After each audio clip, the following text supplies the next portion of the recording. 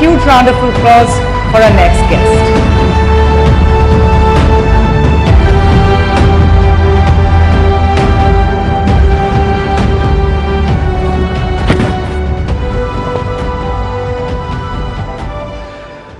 नमस्ते, जय हिंद।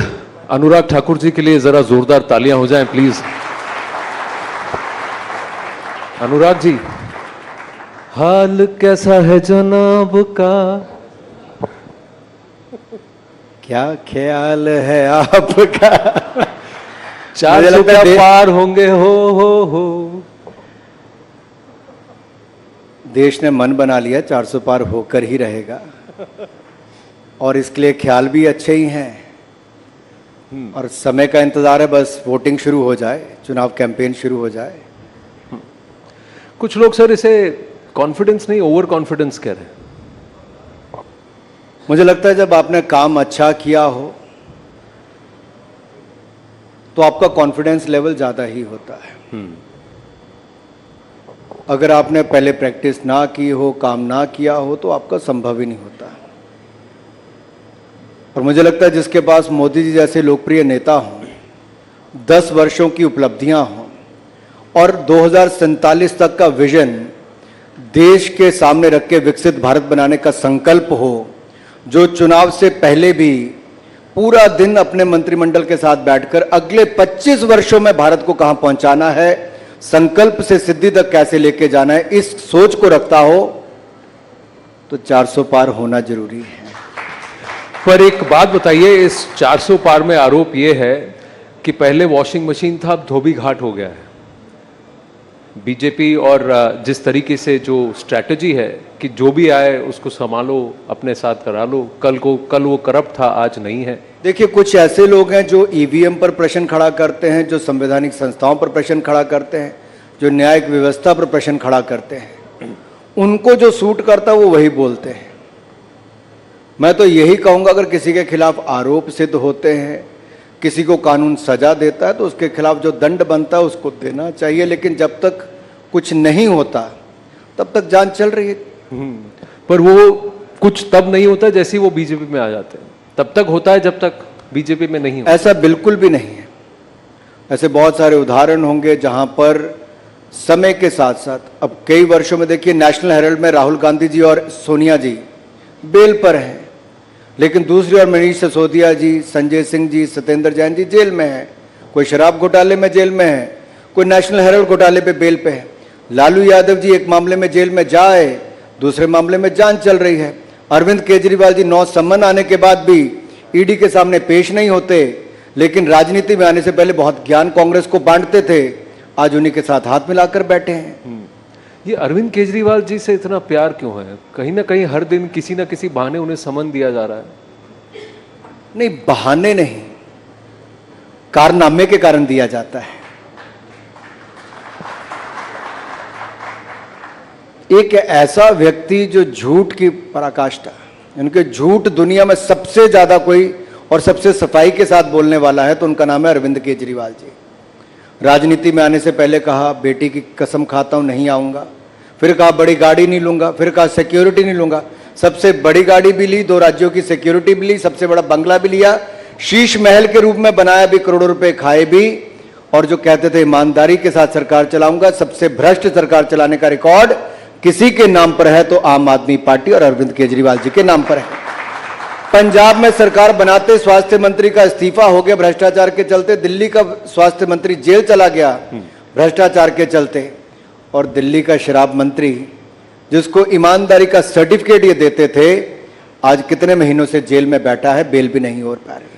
पर वहां ये आरोप है कि क्योंकि दिल्ली में बीजेपी को हराया 2 बार, इसीलिए बीजेपी थोड़ा गरम है, इसीलिए इनके पीछे पड़ी हुई है। चुनाव में हमारा क्या है जी, जनता ने जिता दिया जी, लेकिन बीजेपी हमारे पीछे पड़ी है। नहीं, ऐसा ये ईडी के समन तब तक आते रहेंगे जब तक हम बीजेपी का बुलावा स्वीकार नहीं करेंगे। आनंद जी, ऐसा है, चुनाव में हार जीत चलती है। बीजेपी को पहली बार थोड़ी हारी। हम तो उस राजनीतिक दल से हैं कि जब जनसंघ के समय से जी जमानत बच जाती थी, तब जमानत के बचे हुए पैसे से भी हम पार्टी देते थे कि अच्छा जमानत तो बच गई, लेकिन जो विचार हम उस समय लेके चले थे कि धारा 370 हटाएंगे, 35A से मुक्ति दिलाएंगे, जम्मू कश्मीर में परमिट राज को खत्म करेंगे, ट्रिपल तलाक से मुक्ति दिलाएंगे, राम मंदिर बनाएंगे और सीए का कानून लाएंगे। केवल एक दल भारत में ऐसा है जिसने जो कहा वो करके दिखाया है, अपनी विचारधारा से हटके नहीं। हम अपनी विचारधारा से टस से मस नहीं हुए और इसीलिए जनता ने 2 सीट वाली पार्टी को 282 भी जिताई, 303 सीटें भी जिताई और अब की बार 400 पार करके भी दिखाएंगे। देखिए, ये जो आप कॉन्फिडेंस कह रहे हैं ना जनता का, this is being represented very differently in the western media. Harvard has come out and said कि the coming elections are not a good thing for democracy, it's a worry. Harvard की एक latest study आई है। V-Dem कहता है कि हम एक electoral autocracy हो गए। ये विदेशी मीडिया को आपसे इतना प्रेम क्यों है? मुझे लगता है गुलामी की मानसिकता से हम सबको बाहर निकल जाना चाहिए। आज दुनिया भारत की ओर देख रही है कि भारत नए मापदंड क्या तय कर रहे हैं। जब कोविड के समय दुनिया के बड़े बड़े देश जो नहीं कर पाए, जो कहते थे यही विदेशी मीडिया कि भारत में करोड़ों लोग मर जाएंगे महामारी और भूखमरी के कारण, आज मैं इस मंच पर कह रहा हूं मोदी का नेतृत्व था, महामारी से भी बचाया, भूखमरी से भी बचाया, 2 वैक्सीन भी बनाई, 220 करोड़ वैक्सीन मुफ्त में लगाई भी और 80 करोड़ लोगों को मुफ्त में अनाज पिछले 3 साल तो दिया ही, अगले 5 साल की गारंटी भी मोदी की गारंटी है। उस समय जब दुनिया कहती थी कि यूक्रेन रशिया के युद्ध में भारत को ये नहीं करना चाहिए, वो नहीं करना चाहिए, हमने गैस भी खरीदा, तेल भी खरीदा। जब दुनिया ने दबाव बनाया तब कहा हमें भारत की जरूरत को पहले देखना है, हमें अपनी एनर्जी सिक्योरिटी 140 करोड़ लोगों के लिए पहले देखनी है और भारत ने जो निर्णय लिया हम उस पर खड़े रहे।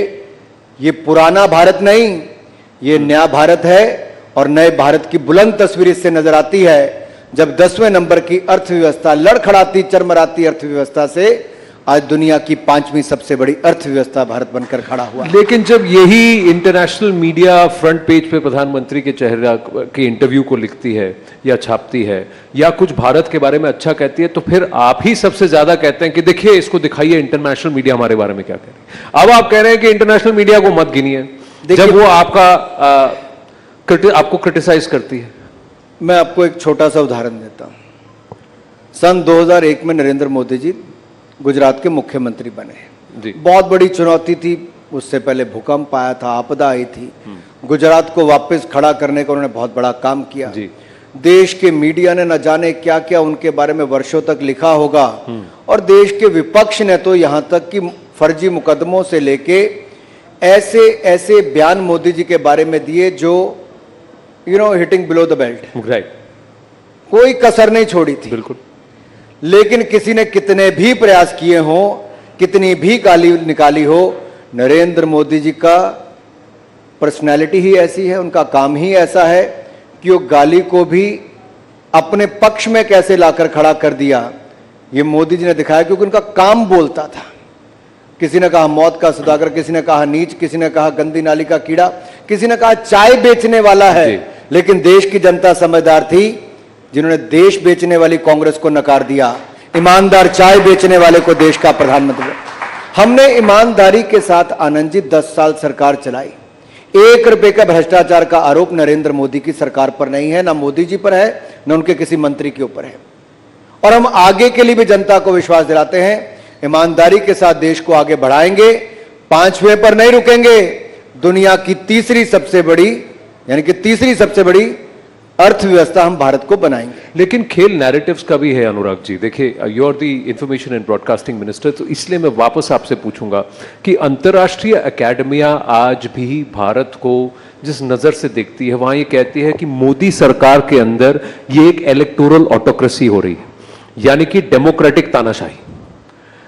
इस लेवल तक कहा जाता है कि जनता वोट जो भी दे रही है ये डेमोक्रेटिक प्रोसेस नहीं है, क्योंकि सारे इंस्टीट्यूशंस आपने कंट्रोल कर लिए हैं। ईडी आपके इशारे पर समन भेजता है, सीबीआई आपके इशारे पर अरेस्ट करती है, मीडिया तक को गोदी ही कह दिया जाता है। चलो मैं आपसे इसका उत्तर देता हूं। पहली बात तो जांच एजेंसियां स्वतंत्र हैं, किसी को भी भ्रष्टाचार के मामले में बुला सकती हैं। दूसरी बात ये कहता हूं, आप में से किसी को ईडी का नोटिस आया? यहां पे सब साफ बैठे हैं, ईमानदार बैठे हैं। अब जिसने गलत काम किया होगा उसको ईडी का नोटिस आएगा। अब हमने वायदा क्या किया था 10 साल पहले, भ्रष्टाचार मुक्त शासन देंगे। हमने अपनी ओर से भ्रष्टाचार मुक्त शासन दिया। हमने कहा था भ्रष्टाचारियों के खिलाफ कड़ी कार्रवाई करके दिखाएंगे। अब आप तय कर लो कि भ्रष्टाचार के खिलाफ कार्रवाई करनी चाहिए नहीं करनी चाहिए। पर कार्रवाई तो तभी करनी चाहिए अगर वो पाला छोड़ के बीजेपी में आ जाए ना। आनंद जी, अगर ईडी ने कार्रवाई की, सीबीआई ने कार्रवाई की, कोर्ट है कि नहीं है? हाँ।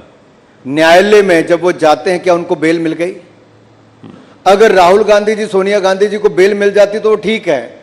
अगर मनीष सिसोदिया, संजय सिंह या सत्येंद्र जैन को बेल नहीं मिलती तो गलत है। चित भी मेरी पट भी मेरी, ऐसा कैसे चलेगा? नहीं, उनको बेल मिल रही है, यहाँ आपको बेल नहीं मिल रही, तो पूछ रहे हैं कि वही वहां मिल रही है, यहाँ क्यों नहीं मिल रही? इतनी किसको नहीं मिल रही? आम आदमी पार्टी को, उनके नेताओं को। भी भ्रष्टाचार किया, सबूत है वहां पे, सारे आरोप हैं। अब ये तो मैं और आप किसी चैनल पे बैठ के तय नहीं कर सकते किसको बेल देनी किसको नहीं देनी। ये न्यायिक प्रक्रिया है। मुझे तो अपने देश के कानून पे विश्वास है, न्यायालय पे विश्वास है, न्यायपालिका पे विश्वास है। नहीं, ये जो प्रोसेसेस को कंट्रोल करने की बात है, हिमाचल में जो हलचल हुई, अब आप देख रहे हैं 15 महीने में वहां सरकार डगमगा रही है। वहां भी कहीं ना कहीं दोष बीजेपी को दिया जा रहा है कि भाई हमें नहीं चुना तो तुम्हारी सरकार भी नहीं चलने देंगे। घर आपसे ना संभल पाए, आरोप पर हम पे लगाए। पिछले 9 महीनों से उनके विधायक एक के बाद दूसरा आरोप लगाता था कि मुख्यमंत्री सुनता नहीं है, जो वायदे किए वो पूरे होते नहीं हैं, उनके काम अपनी सरकार में होते नहीं थे, सरकार में अहंकार घमंड पूरा भरा हुआ था। और ये सरकार बनने के पहले दिन मुख्यमंत्री ने कहा कि हमने 97% हिंदू जहां रहते हैं हिंदुओं को हराकर ये सरकार बनाई है। ये घमंड और अहंकार था। फिर जो वायदे किए थे कि 1500 रुपये नारी शक्ति को देंगे, वो 1500 रुपया महीना नहीं दिया, 15 महीने बीत गए। वो 24 लाख महिलाएं प्रदेश की पूछती कि 1500 रुपया महीना कहाँ है। 5 लाख युवाओं को कहा था सरकारी नौकरी देंगे, नहीं दी। वो पूछते हैं सरकारी नौकरी कहाँ है। इन्होंने कहा था 2 रुपये किलो गोबर, 100 रुपये लीटर दूध खरीदेंगे, नहीं दिया। 600 करोड़ रुपया स्टार्टअप फंड के लिए देना था, नहीं दिया। इन्होंने कहा था बागवानों को उचित दाम देंगे, मुंह मांगे दाम देंगे, नहीं दिए। यहां तक कि सेब और फल और उनको नदी और नालों में बहाने की नौबत आ गई। अब ये सरकार का दुखड़ा और रोना, ये दुख भरी दास्तान मैं आपको क्या सुनाऊं। ये सुख की सरकार नहीं, ये दुख भरी दास्तान थी इनकी। पर आपने कहा कि कांग्रेस ने कोई बातें पूरे नहीं किए, लेकिन जनता ने वोट तो कांग्रेस को दिया, बीजेपी को नहीं दिया था। 6 विधायक गए हैं। ऐसा तो नहीं कि पूरी की पूरी सरकार वहां पर रिवोल्ट हो गई। कहा यह जा रहा है कि बीजेपी जहां पर भी स्थिर नहीं है या आउट हो जा रही है, आज की तारीख में वो ऐसा कर रही है कि वहां की लोकल सरकारों को अस्थिर कर रही है। ये आरोप सही है कि गलत है? देखिए, बिल्कुल भी नहीं, बिल्कुल भी नहीं। आखिरकार हमने क्या कहा? हमने तो कुछ नहीं कहा। अगर सरकार में इतना दम होता, उनको लगता कि उनके पास मेजॉरिटी है, तो क्यों नहीं वोट करवाया? क्यों आनंद फानंद में फाइनेंस बिल पास करवा दिया? क्यों हाउस एडजॉर्न कर दिया? क्यों नहीं वोटिंग तक लेकर गए? कांग्रेस को उस समय भी लगता था कि उनकी सरकार अल्पमत में आ गई है, अपना चेहरा बचाने के लिए किया है। और स्पीकर ने जिस तरह से उनको सस्पेंड किया, वो अपने आप में एक प्रश्न चिन्ह उसके ऊपर खड़ा करता है। लेकिन अब जनता के बीच में जाएंगे, 6 की 6 सीटें वो भी जीतेंगे और लोकसभा की सीटें जीतकर भी, हमने पहले भी 4 की 4 जिताई थी, अब की बार फिर 4 की 4 हिमाचल से भी जिताएंगे और देश में 400 पार करके भी दिखाएंगे। हिमाचल की हलचल की बात कर रहे हैं तो विक्रमादित्य जी की बात याद आई मुझे कि वो रामलला की प्राण प्रतिष्ठा में गए थे। बीजेपी के बहुत सारे नेताओं को किसी को भी न्योता नहीं मिला, सबको कहा गया आप बाद में जाइए। जिनको न्योता मिला, आधे से ज्यादा ने जाने से मना कर दिया राजनीतिक पार्टियों में से। विक्रमादित्य जी वहां गए, वैसे ही हलचल शुरू हो गई कि हिमाचल में कुछ होने वाला है। ऐसा क्यों है? क्या कोई बीजेपी में ना होकर राम मंदिर की प्राण प्रतिष्ठा में नहीं जा सकता था? इस पे मुझे लगता है जितनी राजनीति जितने हल्के स्तर तक लोगों ने की है वो बहुत दुर्भाग्यपूर्ण है। मुझे लगता नहीं दुनिया का कोई ऐसा देश होगा जहां पर जो बहुसंख्यक होंगे उनको 500 वर्ष तक अपने ही देश में इंतजार करना पड़ा हो। रामलला की जन्मभूमि पे भव्य राम मंदिर के निर्माण के लिए 150 साल तक मुकदमा लड़ना पड़ा हो।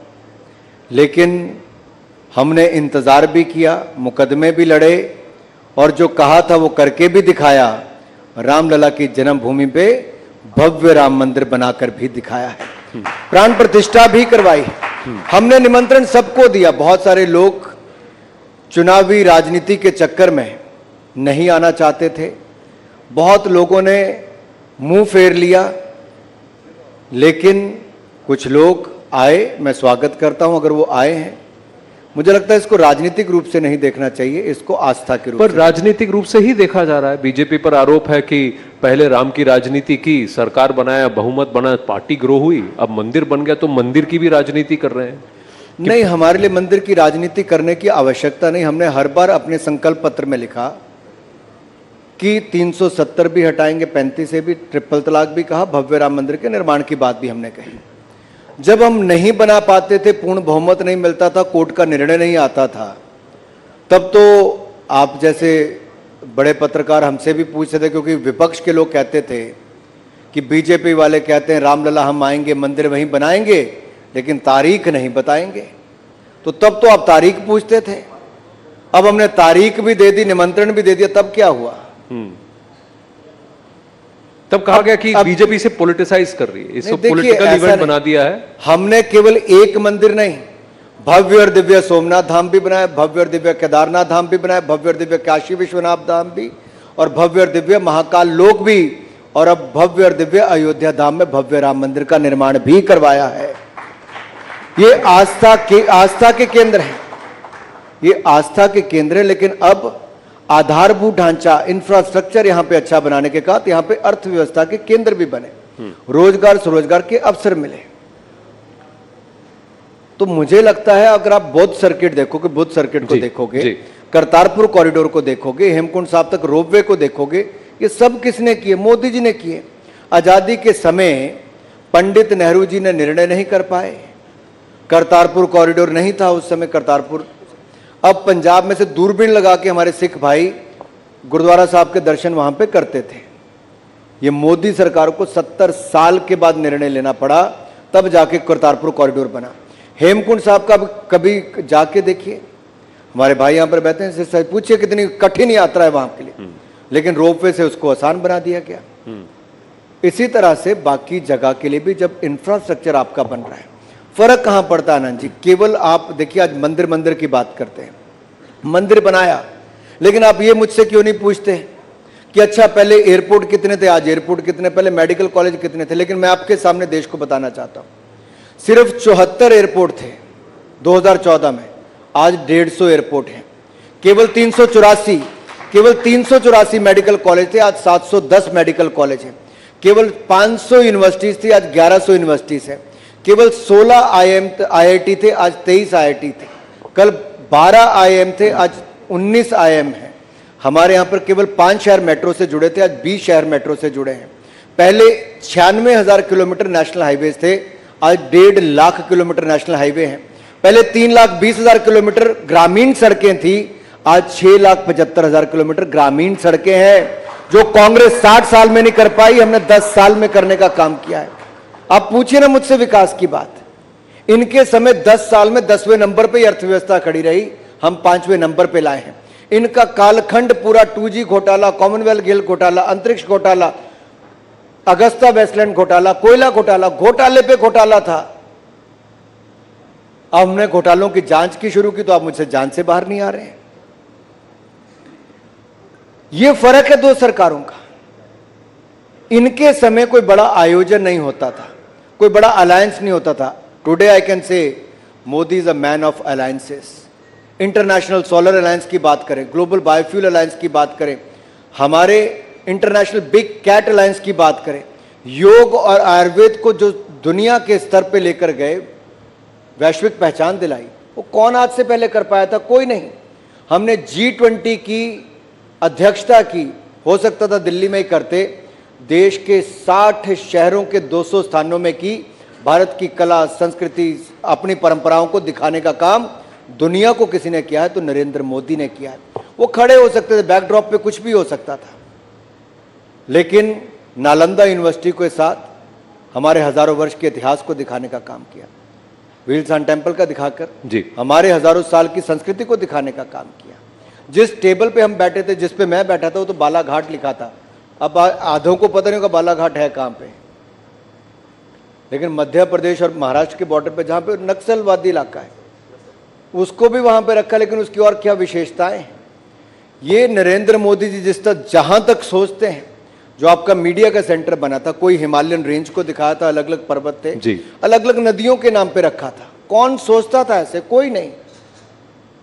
ये व्यक्ति बिल्कुल अलग सोचते हैं। नेतृत्व ऐसा है जो देश की कला, संस्कृति, परंपराएं इनको भी तो बचाते ही हैं, लेकिन आधुनिक युग में टेक्नोलॉजी का उपयोग होकर ट्रांसपेरेंसी, अकाउंटेबिलिटी कैसे आ सकती है, ये पारदर्शिता हमारी सरकार में जवाबदेही देखी गई। जब हमने जनधन आधार मोबाइल को लाए, डीबीटी करके दिखाया, तो आज 43 करोड़ बैंक खाते भी खोले तो उसमें सीधा पैसा भी भेजते हैं। अगर 34 करोड़ मुद्रा लोन मिले, 27 लाख करोड़ रुपया बगैर गारंटी के गरीब व्यक्ति को मिला, तो वहीं पे 80 लाख स्वनिधि योजना का ऋण हमारे रेडी फड़ी वालों को मिला, जो लाखों करोड़ रुपया क्यों मिला? इसलिए मिला कि अपना रोजगार स्वरोजगार खड़ा कर सके। आज वो अर्थव्यवस्था को एक अपना योगदान दे पाते हैं। वन डिस्ट्रिक्ट वन प्रोडक्ट कहने के लिए आपके लिए एक योजना होगी, लेकिन वोकल फॉर लोकल पर जब मोदी जी ने पिछले हमारे फेस्टिवल सीजन में कहा कि लोकल को खरीदिए, 4 लाख करोड़ रुपए की सेल हुई, ये आप कल्पना भी नहीं पहले कर सकते थे। आज देश का प्रधानमंत्री कहता है तो लोग उस दिशा में काम करते हैं। ये बदलाव है आज देश में। लेकिन अगर आप ये सब कह रहे हैं तो कहा जा रहा है कि एक शक्ति है, इसको नष्ट करना है। ये शक्ति कौन है? अब शक्ति की बात आई है तो हम तो हर नारी में शक्ति देखते हैं, हर महिला में, हर बेटी में, हर बहन में शक्ति देखते हैं। और मैं ये कहना चाहता हूं, सनातन की भक्ति ही शक्ति में है। लेकिन कुछ लोग हैं जो सनातन को कुचलना चाहते हैं, कुछ लोग हैं वो शक्ति से लड़ना चाहते हैं। लोग तो शक्ति की पूजा करते हैं लड़ने के लिए, लेकिन कुछ लोग शक्ति के खिलाफ भी लड़ना चाहते हैं। ये कुछ लोगों का मानसिक दिवालियापन हो सकता है, लेकिन इनकी सोच जैसी भी हो, सनातन को कुचलने की हो, हिंदू को खत्म करने की हो, शक्ति के साथ भिड़ने की हो, ना सनातन को कुचल पाया है, ना कोई सनातन को कुचल पाएगा, ना शक्ति को कोई दबा पाया है, ना शक्ति को कोई दबा पाएगा।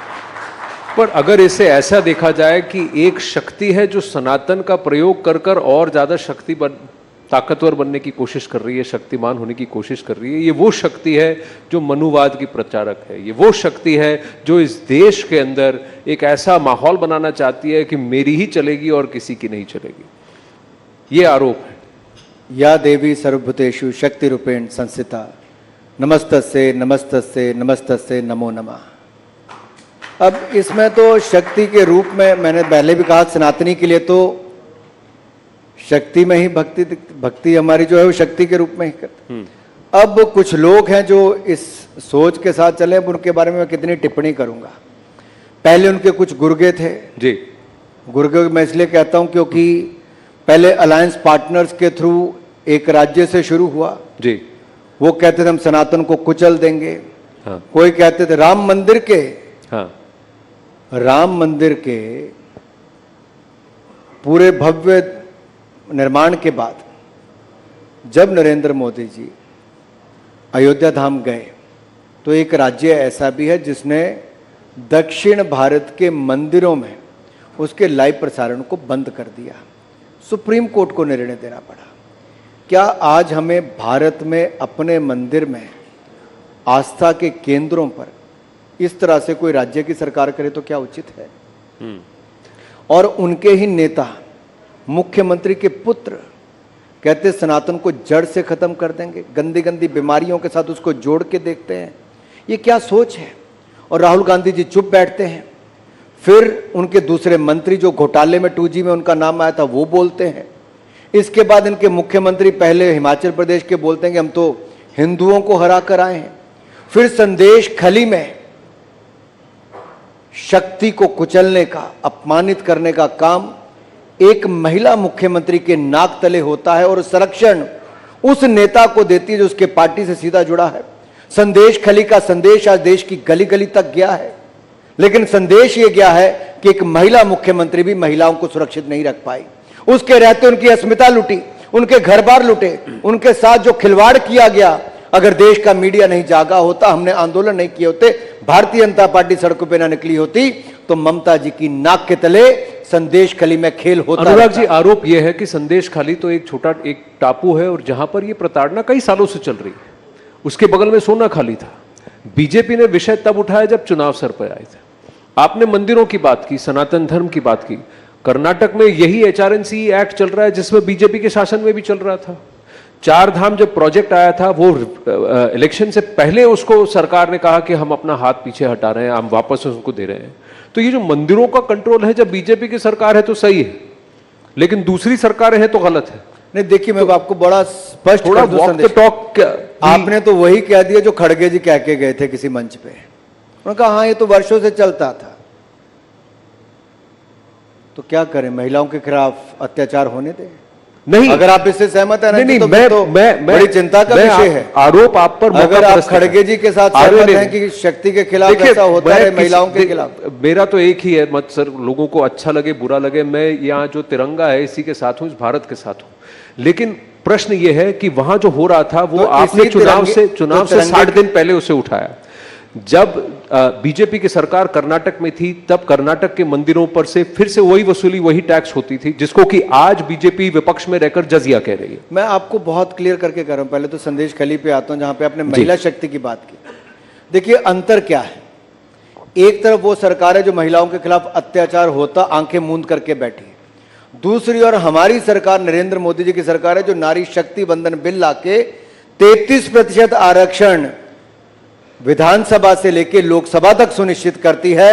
बाकी लोग लॉलीपॉप दे रहे थे, नरेंद्र मोदी जी ने 33% आरक्षण देने का काम किया है। लेकिन 33% हमने लटकाया, बीजेपी ने अभी तक नहीं दी है। हमने लटकाया चुनाव में क्या क्या 33% महिलाओं को टिकटें बीजेपी ने लोकसभा के लिए अभी तक पूरा टिकट डिस्ट्रीब्यूशन हुआ कहां है?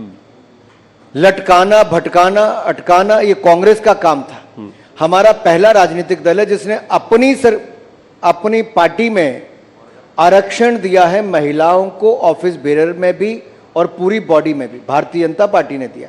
हमारे पार्लियामेंट्री बोर्ड में भी महिला मोर्चा की अध्यक्ष उसका सदस्य रहती है, सेंट्रल इलेक्शन कमेटी में भी उसका सदस्य रहती है। इसके साथ साथ अगर मोदी सरकार में, अगर आप मंत्रिमंडल में देखेंगे, जहां ओबीसी की रिकॉर्ड रिप्रेजेंटेशन है, वहीं महिलाओं की भी रिकॉर्ड रिप्रेजेंटेशन है। अब मैं वापस आता हूं कि मोदी सरकार ने महिलाओं के लिए क्या किया। सबसे बड़ी बात है, महिला की दिनचर्या में पहला क्या काम? शौचालय नहीं था, गैस सिलेंडर नहीं था, पानी नहीं था, दवाई नहीं थी, अनाज की कमी थी। अब 10 साल में क्या हुआ? 10 साल में 12 करोड़ शौचालय बनाकर दिए हैं, 13 करोड़ घरों को नल से जल दिया है, 10 करोड़ बहनों को रसोई गैस का सिलेंडर और चूल्हा मुफ्त में दिया, 5 लाख की दवाई मुफ्त में दिलाई और अनाज की कमी को भी पूरा किया, जब अनाज मुफ्त में देने की गारंटी पहले भी दी और अगले 5 साल की गारंटी भी दे दी। अब उस महिला के जीवन में शौचालय जाने से लेके पानी भरने को भी छोड़ के, अब अपने घर पे पानी आता है, गैस सिलेंडर वहीं पे ही है, पक्का मकान भी वहां पे दे दिया है। ये पहले नहीं आना था आनंद जी। महिला को स्वाभिमान के साथ जीना, उसको मान सम्मान देना, ये नरेंद्र मोदी की सरकार ने किया है। आम महिला को, करोड़ों महिलाओं को, तो वहीं पर उनको राजनीति में भी देना आरक्षण, वो भी किया। रिपब्लिक डे परेड को आप में से कितने लोगों ने पिछली बार देखा होगा? आप लास्ट 2 रिपब्लिक डे परेड देखिए। पिछले साल की जब थी, तब इजिप्ट के राष्ट्रपति आए तो उन्होंने, प्रेसिडेंट सीसी ने कहा प्रधानमंत्री को कि आपके कर्तव्य पथ को देख के मुझे ऐसा लगता है कि दुनिया तो वुमेन डेवलपमेंट की बात करती है, यहां वुमेन लेड डेवलपमेंट है, महिला नेतृत्व विकास है। और इस बार तो पूरे कर्तव्य पथ पे अगर किसी ने लीड किया है और समर्पित किसी को रिपब्लिक डे परेड थी तो नारी शक्ति को थी। ये मोदी सरकार में ही संभव हो सकता है। अनुराग जी, आज दुनिया में अगर 1000 एयरक्राफ्ट का हमने ऑर्डर दिया है तो केवल एयरक्राफ्ट के ऑर्डर को मत देखिए, दुनिया में सबसे ज्यादा वुमेन पायलट्स किसी देश में तो भारत में है। ये भारत में ही संभव है। मैं ये भी कह रहा हूं कि रिपब्लिक डे पर जो किया गया सराहनीय है, लेकिन इसे ऑप्टिक्स कहा जा रहा है। कहा यह जा रहा है कि आप ऑपर्चून मोमेंट पे इसको करके इसको पैकेजिंग फैंटास्टिक कर रहे हैं, ग्राउंड पर रियलिटी कुछ और है। यही आरोप है। आरोप यह है कि इंफॉर्मेशन बहुत कुछ है, बट कई सारा जो है ड्रेस्ड अप है मिस इन्फॉर्मेशन। देखिए, आंकड़ों को ना आप झुठला सकते ना मैं। अब कांग्रेस वो है जो 60 साल तक कहते रही गरीबी हटाओ, गरीबी हटाओ, गरीबी हटाओ। गरीब मिट गया लेकिन गरीबी नहीं हटी थी। लेकिन मोदी सरकार के 10 साल में मल्टी डायमेंशनल प्रॉपर्टी में, यानी कि अति गरीबी रेखा वालों में से 25 करोड़ गरीबों को गरीबी रेखा से बाहर निकालने का अभूतपूर्व कार्य किसी ने किया तो नरेंद्र मोदी की सरकार ने किया। अगर आप उसको भी झुठलाएंगे, अब ये ऑक्सफोर्ड यूनिवर्सिटी भी कहती है, नीति आयोग भी कहता है, बाकी एजेंसीज भी कहती है, तो मैं आपको और कैसे विश्वास दिलाऊं? नहीं, पर अगर 4 करोड़ पक्के मकान हम बनाकर देते हैं जी, तो ये तो कोई झूठ नहीं है। 3 करोड़ बहनों के नाम पर रजिस्ट्री हुई, ये शौचालय आपके साथ बने, डीबीटी करके 31,000 करोड़ रुपया बहनों के खाते में, 20 करोड़ महिलाओं के खाते में मदद के रूप में डाला गया, कोविड के समय डाला गया। अब ये आंकड़े नहीं, तो एंट्रीज हैं। ठीक है, आप जो कह रहे हैं आपकी बात अब जनता मानती कि नहीं, जनता को डिसाइड करने दीजिए। अब सीए के नोटिफिकेशन को देखिए, जो एक्ट था CA amendment act 2019, Amit Shah ji आने वाले हैं और ये नोटिफिकेशन और इस एक्ट को लाने का काम भी आपकी सरकार ने किया, श्रेय आपको जाता है। 2020 में एक्ट पास हुआ पार्लियामेंट में, श्रेय आपको जाता है। लेकिन इसकी रूल्स की नोटिफिकेशन 5 साल बाद, करीब 4.5 साल बाद अभी आई है, तो वो भी चुनाव से ठीक पहले। तो फिर ये प्रश्न तो पूछा ही जाएगा कि भाई आप सब कुछ चुनाव के आसपास ही टाइम कर रहे हैं इसको। आनंद जी, 2019 के चुनाव जीतने के बाद पहला पार्लियामेंट का सेशन आया जुलाई अगस्त का, हमने अनुच्छेद 370-35 से आर्टिकल 370-35A इसको हटा दिया, ट्रिपल तलाक पे कानून ले आए, सीए पे ले आए।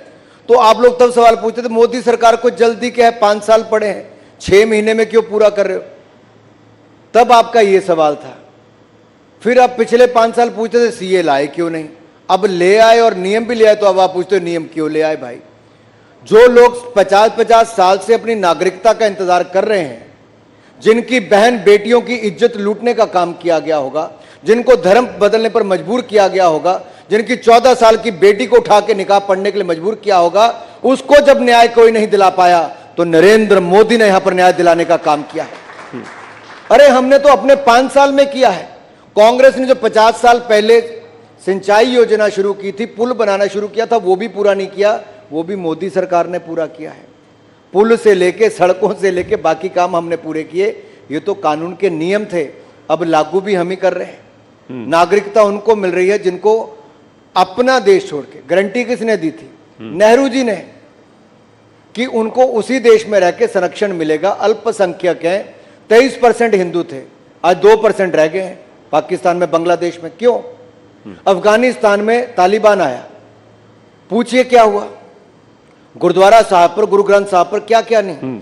मोदी सरकार ने 3 बार प्राइवेट चार्टर जहाजों को भेज के, प्राइवेट जहाज भेज के, प्राइवेट मींस की सरकारी जहाज भेज के 3 बार गुरु ग्रंथ साहब को भी लाए, सैकड़ों सिख परिवारों को भी लाए, एक की भी जान नहीं जाने दी। ये जो आप तिरंगा दिल पर यहां पे लगा के बैठे ना साहब, हम सबके दिलो दिमाग पे तिरंगा है। लेकिन कांग्रेस की सरकार के समय जब मैं तिरंगा यात्रा कलकत्ता से कश्मीर तक लेकर गया, इसी आर्टिकल 370-35A के खिलाफ, मुझे लाल चौक पर तिरंगा झंडा नहीं फहराने दिया, जेल में डाल दिया गया। आज मेरे से ज्यादा खुश नसीब कौन होगा जब लाल चौक पर 24 घंटे तिरंगा झंडा लहराता है, तिरंगे की रोशनी में लहराता है। हमारी पार्टी की 3 पीढ़ियों ने, डॉक्टर श्यामा प्रसाद मुखर्जी ने अपना बलिदान दिया, फिर मुरली मनोहर जोशी जी और मोदी जी 1992 में गए, 2011 में मैं गया। 3 पीढ़ियां किसकी पार्टी ने किया होगा? ये केवल हमारी पार्टी है जो उस मुद्दे को लेकर तब तक चली जब तक 370 धारा को खत्म नहीं कर दिया गया। तिरंगे की बात मैं यहां तक करना चाहता हूं, विदेश में बैठे लोग आज इसलिए गर्व के साथ तिरंगा उठाते हैं, इंडियन पासपोर्ट को आप लोग बाहर जाके दिखाते हैं, क्योंकि ऑपरेशन गंगा की सफलता 27,000 भारत के विद्यार्थी और नागरिकों को ऑपरेशन गंगा के तहत यूक्रेन की युद्ध भूमि से कोई निकाल कर लाया तो नरेंद्र मोदी जी के कारण संभव हो पाया है। अफगानिस्तान से, नेपाल से, सीरिया से, लीबिया से ये तब संभव हो पाया अलग अलग ऑपरेशंस के माध्यम से। और कोविड के टाइम पे तो लाखों भारतीयों को स्वदेश सुरक्षित वापस लाए, ये संभव नहीं था जी। आज हर भारतीय की जान, उसका महत्व है, ये पहले नहीं होता था। ये मोदी है तो मुमकिन है, और आज तिरंगे का ही समय है जी, यही समय है, सही समय है। मोदी सरकार का तीसरी बार आने का भी यही समय है। यही समय है, सही समय, मोदी सरकार का यही समय है, आप कह रहे हैं। चलिए जल्दी से कुछ मैं स्पोर्ट्स पे भी आपसे पूछना चाहता था, भारत ओलंपिक्स होस्ट कर रहा है? देखिए, पहला तो मेरा गिला आपसे है कि स्पोर्ट्स को जो प्राथमिकता समाज ने अब पहले से ज़्यादा दी, लेकिन आपके सेशन में सबसे एंड में फिर लाए। हम सबको स्पोर्ट्स को सबसे आगे रख के चलना है। इट्स अ सॉफ्ट पावर जी। और देखिए, हमने टोक्यो ओलंपिक्स में, पैरालंपिक्स में, डेफ ओलंपिक्स में आज तक के सबसे ज्यादा मेडल जीते। वर्ल्ड यूनिवर्सिटी गेम्स में हमने सबसे ज्यादा मेडल आज तक के जीते। और जब हम एशियन गेम्स में गए तो पिछली बार 64 मेडल थे, लेकिन इस बार क्रिकेट में तो सेंचुरी हम लगाते ही हैं। एशियन गेम्स में 107 मेडल जीतने का काम भारत ने किया, जो आज तक के सबसे ज्यादा है। लेकिन आपका सवाल मुझे पता है किस दिशा की ओर है। जी हां, मोदी जी ने बहुत क्लियर कर दिया है। और जब आईओसी का सेशन था तब नरेंद्र मोदी जी ने कहा भारत ओलंपिक्स के आयोजन के लिए तैयार है। 2030 में यूथ ओलंपिक्स, 2036 में समर ओलंपिक्स, जैसे ही बिड शुरू होगी भारत होस्ट करने के लिए तैयार है। अगर हम दुनिया की तीसरी सबसे बड़ी अर्थव्यवस्था होंगे तो हमारे में दुनिया की सबसे बड़ी युवा शक्ति भी यहां पर है। हमसे बड़ी मार्केट जी आने वाले समय में कोई नहीं होगी खेलों के विस्तार के लिए। तो जी हां, 2030 का यूथ ओलंपिक्स, 2036 का समर ओलंपिक्स भारत आयोजन करने के लिए तैयार है। चलिए, लास्ट के 1.25 मिनट बचे हैं, तो जल्दी से मैं कुछ प्रश्न आपसे पूछना चाहता हूं। ये रैपिड फायर की तरह आप इसे ले लीजिए। अगर आप नेता नहीं होते तो क्या होते? क्रिकेटर। टेरिटोरियल आर्मी आपने छोड़ दिया, पर क्रिकेटर होते। ठीक है। घर में टेरिटोरियल आर्मी में तो अभी भी हूं। अभी भी I am a serving captain in the territorial army. Correct. तो फौजी भी है, नेता भी है, कॉम्बिनेशन, और क्रिकेटर भी है। धर्मशाला में मीडिया का मैच कब करा रहे हैं सर? वादा कर रहे हैं, कराया नहीं? मुझसे कहा, पूछिए। मेरा बस चले तो मैं तो चुनाव प्रचार के दौरान ही करवा दूं, क्योंकि जब इंग्लैंड की टीम भी आई तो उन्होंने कहा कि दुनिया का सबसे खूबसूरत मैदान कहीं पर है तो धर्मशाला में। आनंद जी, इसको मैं 1 मिनट और लेके, इसलिए आधा मिनट में बोल देता हूं। पहली बार हुआ होगा कि यूके से लगभग 4000 लोग फ्लाई करके केवल धर्मशाला का मैच देखने आए। ये अपने आप में लोकल इकोनॉमी और खेल के लिए बहुत बड़ी बात है। एक भूल जो आप सुधारना चाहेंगे? पहले भूल करना ही नहीं चाहूंगा तो सुधारने की तो दूर की बात। हिमाचल प्रदेश या हिंदुस्तान? हिमाचल प्रदेश या हिंदुस्तान, यानी कि स्टेट लेवल पॉलिटिक्स या नेशनल लेवल पॉलिटिक्स? दिल में है हिंदुस्तान, लेकिन जमीन है हिमाचल में, तो जमीन बचा के रखनी और देश के लिए काम करना हिंदुस्तान के। Ladies and gentleman, Anurag Thakur, big round of applause for him please. Thank you.